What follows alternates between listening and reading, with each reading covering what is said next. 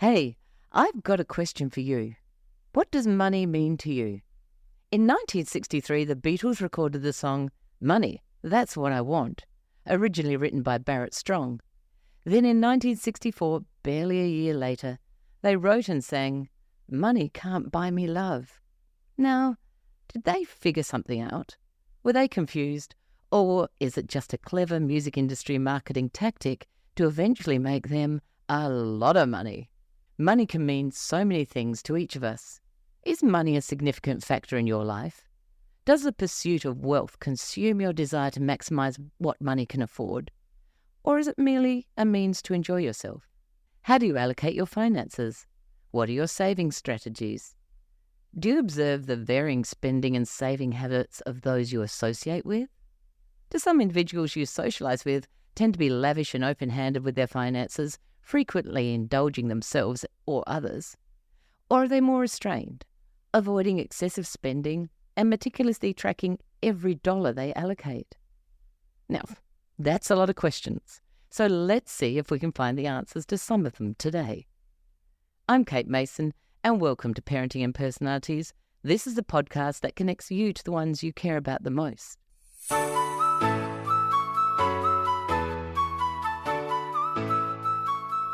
So here's the deal with money. Our relationship with money can stem from a variety of factors, including environmental influences and your innate personality. So let's take a look about what we learn about money from our environment. How our parents manage and talked about money can significantly influence our attitudes and actions regarding our finances. For instance, now your parents might have been thrifty with their finances, either out of necessity or by natural inclination. It might have been necessary or felt right for them to maintain a strict budget. They might have decided they could not afford to or did not want to buy unnecessary or expensive items. Now, alternatively, you could have had parents who were more extravagant in their spending habits. That could be due to abundant financial resources or, once again, innate spending behaviour. They might have appeared carefree with how much they spent, with much less emphasis on building savings. Now, sometimes we can mimic those behaviours. My husband and I came from a lower to middle class upbringing where our parents didn't have a lot of money. They were able to provide for us as children, but often they didn't have the money to spend on themselves, as they had to provide food, clothing, and a roof over our heads. We never missed out, but we were aware that money was tight, and it had to be spent on things of necessity rather than desire. Despite this upbringing, the ways that my husband and I spend our money is not a result of our childhood financial status. We spend very differently to both sets of our parents because our saving and spending styles are very influenced by our personalities. I'll discuss this a bit later on. Now, I have another question. Do the spending habits of your friends influence your money habits? Have a think about it. When researching this question, I initially thought, no. But with further exploration, I realised that we are often influenced when we're in a group situation. Friends can impact your financial habits in several ways. People often adopt the spending habits of their social circle as a way to fit in or conform to social norms. Have you ever been out with friends who frequently engage in lavish spending or prioritise material possessions and felt pressure to do the same, even though your budget really might not include this? And vice versa, if you go out with friends who don't have the finances that you have, you might find yourself adapting your spending habits accordingly. Now, humans naturally compare themselves with others, and this can extend into financial matters. If your friends consistently display signs of wealth or material success, it may lead to feelings of inadequacy or the desire to keep up by spending beyond your means. Conversations about money and financial decisions amongst friends can also influence your behaviour.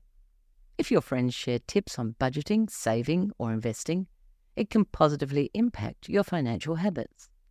Conversely, if your friends exhibit irresponsible financial behaviours or promote risky strategies, that could lead to negative outcomes.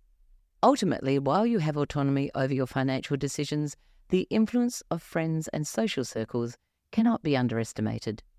Be aware of these influences and actively seek out positive financial role models They can help make you more informed and responsible about your choices with money. Now, I recognise whether my friends have the same or different spending habits as Paul and I, and we go along with whatever budget framework works best for the group at the time. Now, this helps us create a bond in the friendship, but it doesn't actually change how we would usually spend our money. What about you? How do you feel about that? Because you might think quite differently.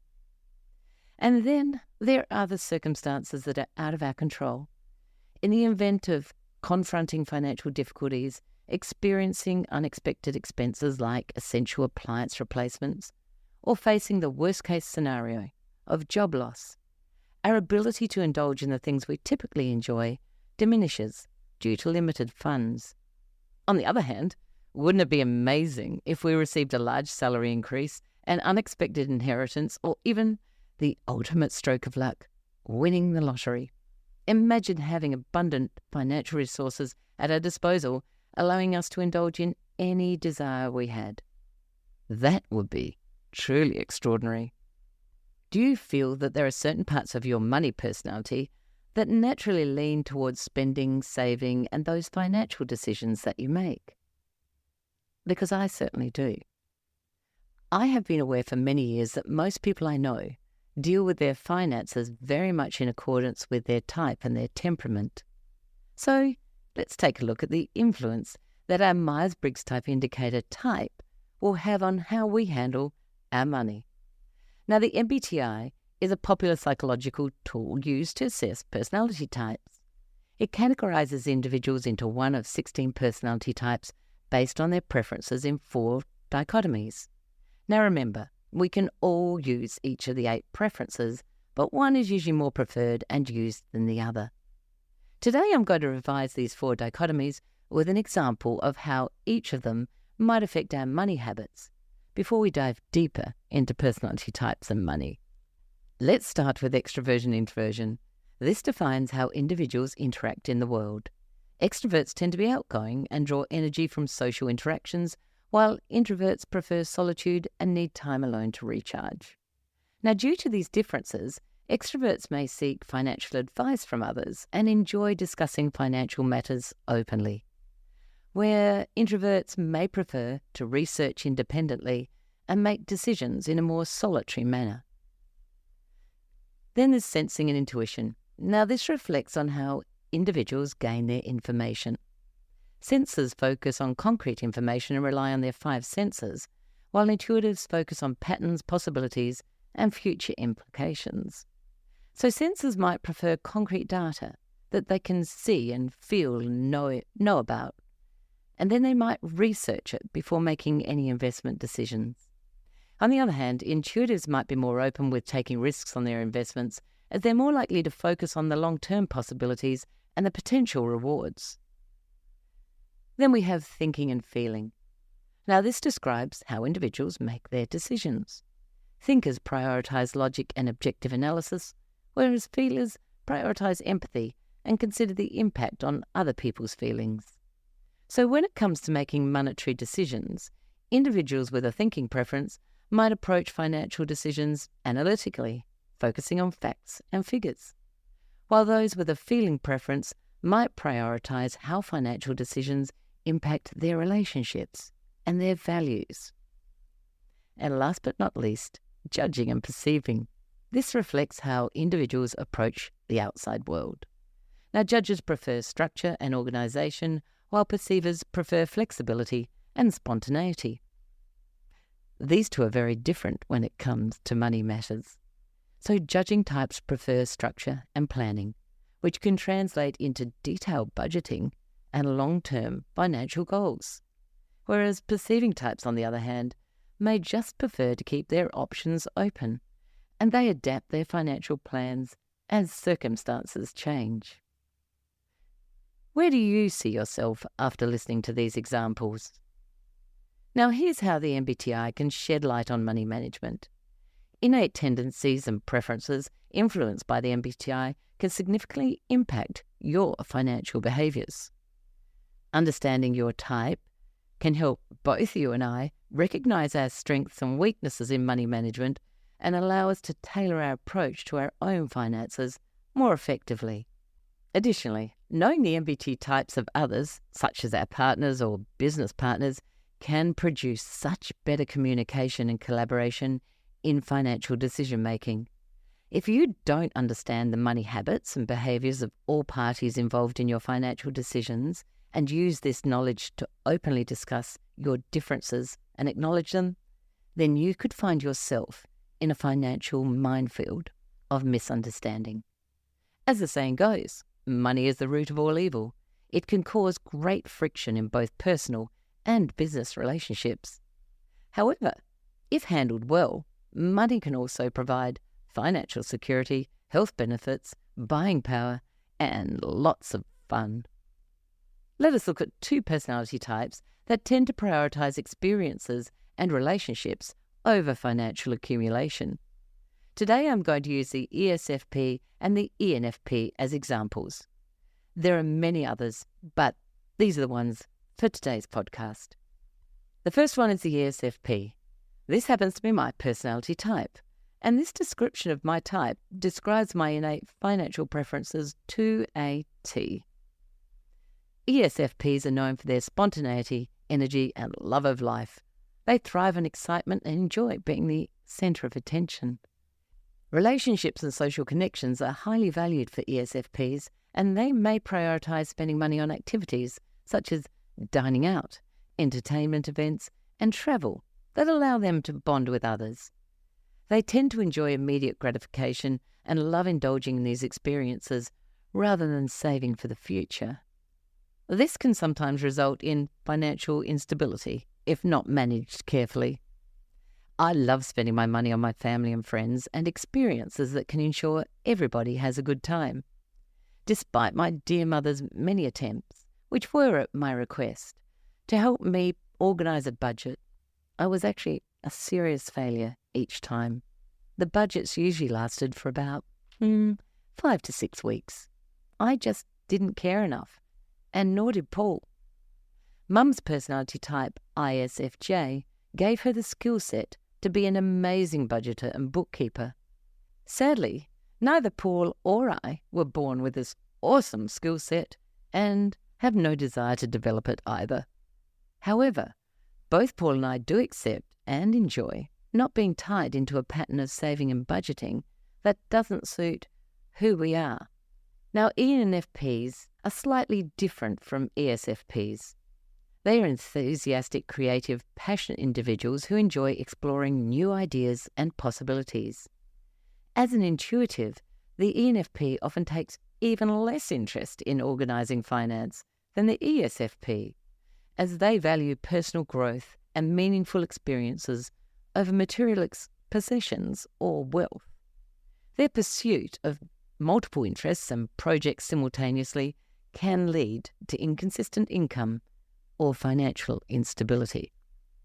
Both ESFPs and ENFPs tend to prioritise living in the moment, seeking out new experiences, and fostering meaningful connections with others. Now, while they might not place much emphasis on financial accumulation, they actually often find fulfillment and happiness in the richness of their relationships and experiences. Understanding these different personality tendencies can help individuals develop strategies to manage their own finances effectively. Quick question. Does either the ESFP or the ENFP resonate with you or someone that you know? Or does it totally freak you out that there are people out there like that don't have a financial forecast for their future and don't know about spreadsheets and budgeting? If this last sentence is you, let us delve into a couple of the personality types, ISTJ and INTJ, who are known for their inclination for saving money and their cautious approach to finances. Now, the difference between these two personality types is once again sensing versus the intuitive, the concrete, detailed thinker and the strategic, big picture thinker. ISTJs typically prefer to avoid unnecessary risks, especially when it comes to finances, and are more comfortable with familiar and stable financial strategies, such as saving money in low-risk accounts or investments. security is crucial for the ISTJ. They prioritise building a financial safety net to handle emergencies and unexpected expenses. Now let us look at the INTJ. INTJs are strategic thinkers known for their analytical and visionary approach to life. Now, while they might not be as meticulous about the details as the ISTJ is, they still exhibit behaviours conducive to saving money. INTJs are driven by their goals, and financial security is often one of their top priorities. They're likely to save money with specific objects in mind, such as achieving financial independence or funding entrepreneurial endeavours. INTJs excel at strategic planning. They analyse various investment options and financial strategies to maximise their savings and achieve their long-term objectives efficiently. They value their independence and autonomy, which motivates them to save money for their financial freedom. They prefer to rely on themselves rather than being dependent on others, making saving a crucial aspect of their financial planning. INTJs strive for efficiency, and they will seek out ways to optimise their savings and investments to achieve their goals faster and with minimal waste. Both ISTJs and INTJs are known for their long-term perspective. They understand the importance of saving for the future, whether it's for retirement, purchasing a home, or other significant life goals, in order to secure a comfortable and prosperous future for themselves and their loved ones. In summary, both ISTJs and INTJs exhibit behaviours that make them inclined to save money. Now, money management is a deeply personal endeavour, and understanding your personality influence on your financial habits can be a key to achieving financial success. So here are some practical tips for money management based on different personality types. Have a think about which one might be you. For those of you with an analytical, detailed-orientated personality, your money strengths are your attention to detail, thorough research, and careful planning. And look, here are a few helpful tips if you haven't already thought of them, which I'm sure you have and you're currently doing right now. Utilize spreadsheets or financial apps to track expenses and income. Implement a budget that accounts for every expense category. Establish a structured financial plan with clear timelines and milestones. Regularly review and update financial goals and progress. Take time to thoroughly research investment opportunities before committing your funds, and prioritize building an emergency fund to provide a financial safety net. Now, for those of you with a more spontaneous, free-spirited personality, your money strengths lie in your adaptability, creativity, and openness to new opportunities. So you really need to listen up. Embrace flexible budgeting methods that allow for spontaneity while still saving. Set aside a portion of income for impulsive purchases, but make that within reason. Focus on investments that align with your personal passions and interests, and automate savings and bill payments to maintain financial stability. This is how Paul and I save for holidays. We get a bank account with no debit card, and we have an automatic payment taken out of our pay and put it into that bank account so it's not easily accessible. Now, if we want that money, we have to go to the bank. And seriously, who does that these days? The lack of immediate gratification means that our holiday money builds up, until one of us makes that onerous journey to the bank, stands in a long, long line, and withdraws it. Believe me, it works. For the social, people-orientated personality, your strengths are your networking skills, empathy, and collaboration. Some helpful tips for you to help check on when you're feeling overwhelmed by all of those monetary decisions. Seek advice from trusted friends, family, or financial advisors. Use social accountability to stay committed to financial goals, such as sharing progress of saving updates with your peers. Be cautious of overspending in social situations. Find a balance between enjoying activities with friends and sticking to a budget. For those of you who are adventurous risk takers, Your strengths are your willingness to take chances, your resilience and optimism. So if you haven't already done so, allocate a portion of your portfolio to high-risk, high-reward investments, but within a well-diversified framework. Embrace failure as a learning opportunity and avoid being overly discouraged by your setbacks.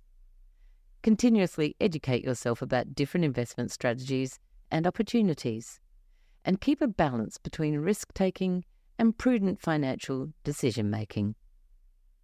Now remember, we're all unique people, but please pay attention to the fact that sometimes your strengths actually can become your weaknesses, and some of those personality traits can result in your behaviour being judged. So for a person who's careful with money, occasionally spend your money on fun. Every now and then, be the person to shout a drink or a meal with the people you're with. Spend some money on others, even if it's killing you inside.